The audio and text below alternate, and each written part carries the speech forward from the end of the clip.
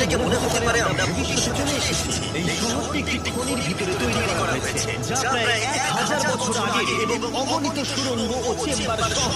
আমরা কি ভয়াবহতার মধ্যে পড়বো কে জানে। এই সিঁড়ি যা এই শহরে নেমে যাচ্ছে এই সিঁড়ির বয়স কত?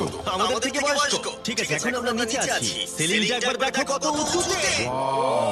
আমরা সবাই এখন 400 ফুট ভূগর্ভস্থ এবং কোনো না কোনো ভাবে এই গ্রামটি বিদ্যমান। এটা দারুণ। দ্বিতীয় বিশ্বযুদ্ধের সময় যখন রোমানিয়ায় বোমা হামলা হচ্ছিল, হাজার হাজার মানুষ এখানে লুকিয়ে থাকতো। এবং এখন এক হচ্ছে ইউটিউবার এখানে বাস করবে। এবং শীঘ্রই আমরা রাত কাটানোর জন্য ভালো জায়গা খুঁজে পেলাম। আমাদের এখানে ক্যাম্প করা উচিত।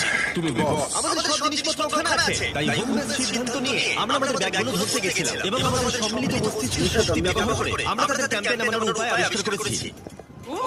এটা অসাধারণ, দারুণ কিন্তু।